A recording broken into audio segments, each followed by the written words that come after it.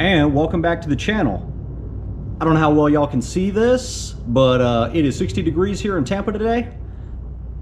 Oh, and apparently somebody likes my photo on Instagram. I do have an Instagram if you guys want to check it out. I post pictures kind of sporadically of either the Crown Vic or the Impala, or if I see something interesting. But anyway, it is 60 degrees here in Tampa, and the temperature's supposed to actually go down over the course of the day, so today is going to be a good day to mess with the car and maybe see if I can get that push bumper on there. Oh yeah.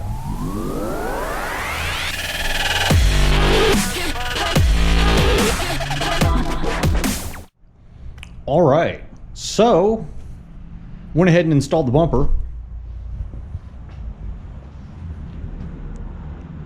No, I didn't. I was just messing with y'all. Today I'm actually going to take off the original OEM bumper to the car and the one that's kind of just sitting there in front of it, just looking silly.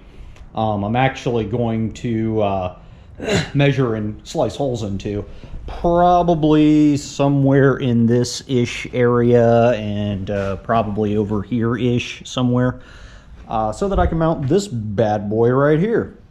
So first things first, we're going to have to pull the original bumper off the car. I mean, even if I wasn't changing the bumper out, I would still have to pull the bumper off so that I can put the mounting brackets on.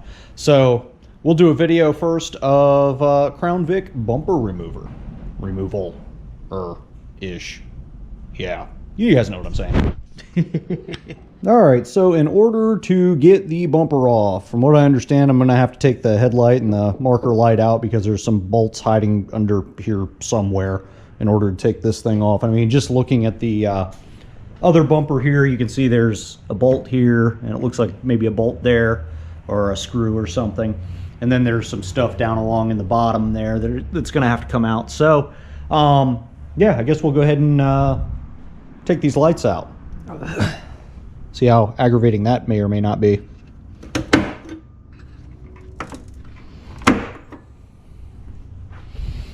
Oh yeah, the rust is not winning on that light. Let's see if it wins on this one. Oh, winning. Oh, winning. The rust is winning. See if I can do this with two hands.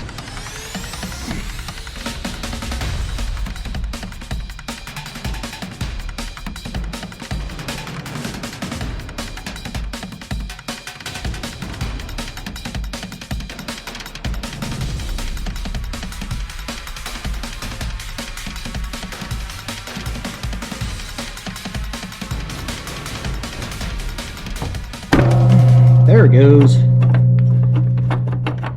Bad boy did not want to let go.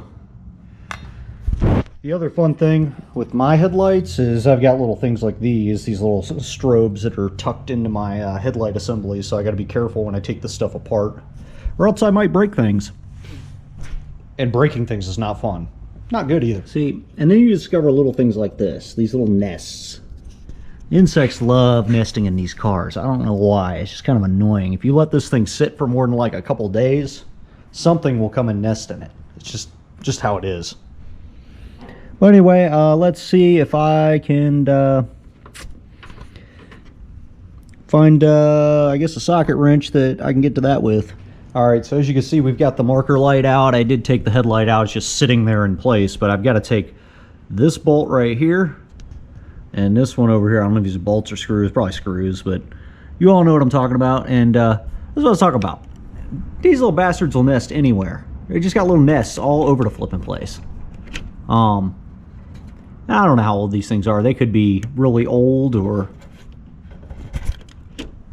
they could be relatively new. I'm not really sure, but if you are taking your car apart and it's been sitting for like a week or two, you might want to smack on the fender or rattle some stuff before you start digging into it, because even in the junkyard, I've found that there's always a wasp nest in one of these two marker lights. Even when I was taking bumpers off the, when I was taking that bumper off the donor car, I had wasps come out. So over on this side, I don't know if there's any hiding on this side, but there was one on the actual back of the light itself, and I already threw that one on the floor somewhere over here. But they love nesting in here, so be careful, especially if your car's been sitting a little bit. So But anyway, I got a couple of screws to take out, and then a bunch of stuff on the bottom, and then this this bumper cover should come right on off. And I'll show you underneath so you guys can see what I'm talking about. See, there's I guess a screw there, screw over there, and at least 2 other screws underneath of here that have to come off. And I think they're all the same size as that other one that's up over here. So hopefully they'll all work out. By the way, in order to get this thing off, as you guys may or may not know, that nut right there actually connects to the back of this thing, and that's 11 millimeter. I don't remember what the standard equivalent is. And then you've got to take the little screw out, which is a Phillips head. So basically there's 2 pieces that hold this marker light on, in case I didn't mention that real clearly. And in order to get this off, I don't know if you can see down there where the tip of my finger is pointed, but in order to get this off easily, it's a lot easier if you take the headlight out, because then this little screw right here is out of your way. So you can pull the headlight out and then get a tool in there, like a socket wrench or something, to get that out of there. Or you can do it the hard way. Whatever you guys want to do. Remember, I'm not a mechanic. I'm just a guy in Florida. Alright, so I did forget to mention that there are 3 of these little evil bastards on both sides of the car.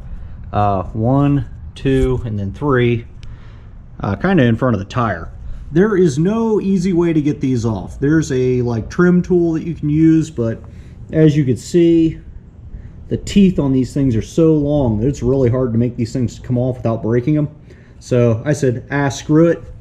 Grabbed a pair of vice grips, just grabbed a hold of the head, and then used the screwdriver to help pry the vice grip with the head away from the bumper, and made quick work of them. So I will probably have to go to AutoZone and buy some more of these things, since I'm not going to sit here for an hour and a half and try to slowly pry these things off. It's just not worth the time. No, sir. Not going to do it.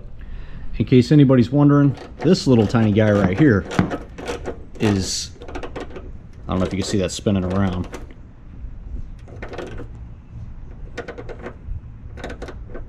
$7.30 seconds. That's not gonna focus. Oh yeah, 7:30 seconds. So, and then this one matches all the other ones, which I grabbed. I don't know, whatever this is, metric, 8 millimeters. So whatever the standard equivalent is. So it's taken me roughly, I don't know, maybe an hour, maybe 45 minutes just to get to this point. You know, to do this without destroying stuff. So now what I got to do is kind of work the bumper off. Let's see if I can get this thing to kind of pull around.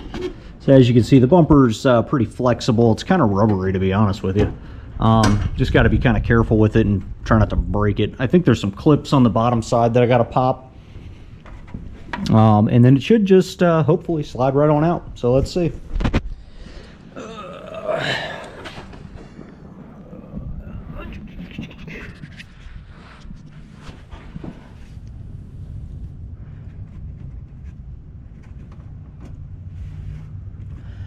It would be helpful if I had some additional light in here, but yeah, we'll see. We'll make it work, I guess.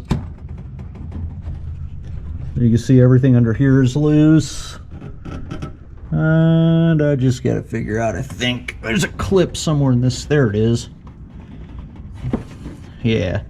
So, unfortunately, the lighting is really bad, but there's a little clip up here that I got to pop, and up here I got to kind of pop.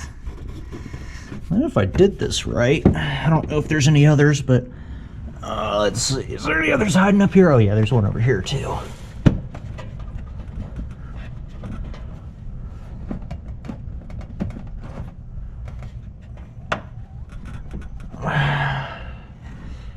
But yeah, just got to push on a couple clips underneath here, and then this bad boy should just slide right on off, if I did it right.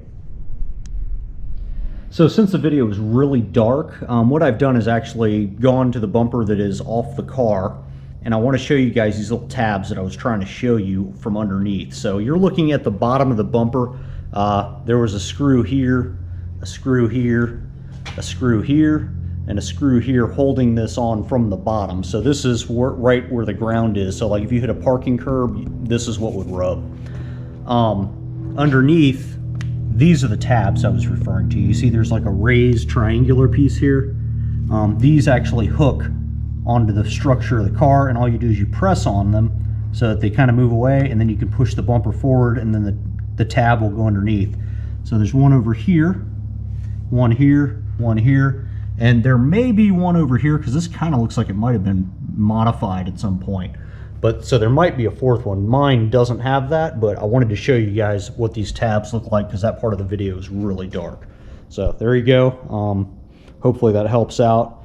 And then the little retainer clips, you know, these are the 3 holes on either side.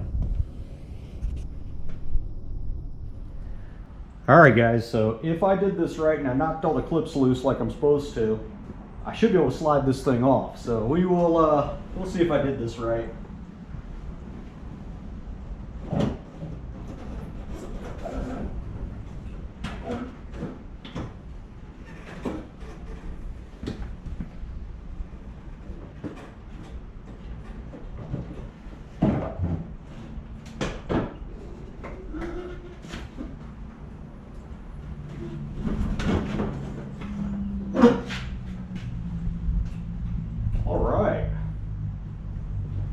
Well, this just got a little bit more complicated, but that's okay.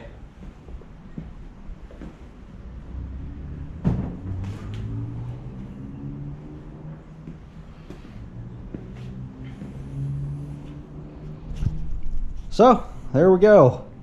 The reason why I say it got a little bit more complicated is because if I remember correctly, on donor vehicle, I think where this little slit is right here, I think this group of I guess impact pieces here is going to have to be removed in order for the push bumper to fit.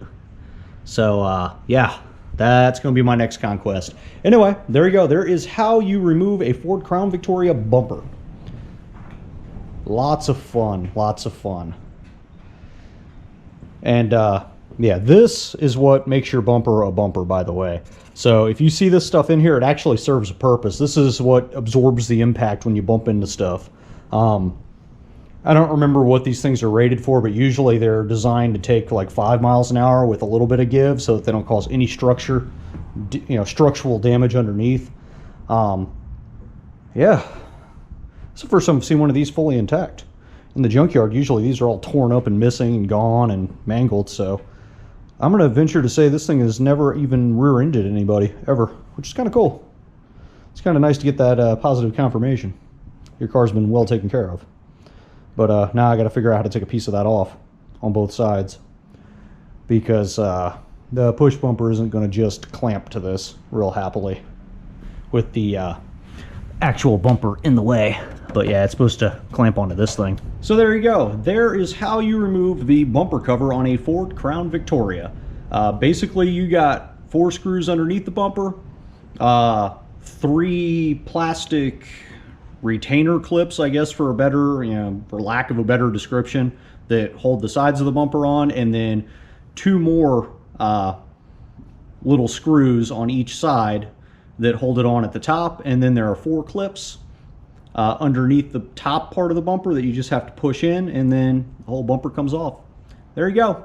Not too hard, just a little time consuming, and going to require the purchase of new retainer clips. Oh yeah, I mean, unless you want to ride kind of crazy. Thanks for watching. Thanks for checking out the video. If you guys found this handy, please drop a comment below, and we'll catch you on the next video. Love to all of you. Thanks for watching. All right, for those of you keeping score with the lighting on the back of the car, this is just a quick little video clip to tell you guys what was going on with the rear inner edge light. So, as you can see, I've got a bunch of the screws out, the little cover plates off. Underneath of here, this plug right here actually was being, so I don't know how well you can see this, but there's this piece right here that I'm pointing at, a screw comes through here, and this plug was actually underneath of this. And I think what happened is when the screw came down to put the cover plate on this, it actually pressed this plug down and actually separated it just a hair. And I noticed that that little hook right there wasn't latched either. So I think it just pulled it apart just enough to turn off 3 of the lights on this side. And took the cover off, squeezed the plug back together, and all of a sudden the lights started working again. So there you go. One little plug jiggled loose a little bit and took out 3 of the lights. Gotta love it. Gotta love it. There you go. All lit up and looking pretty. And all amber, so it's 100% legal.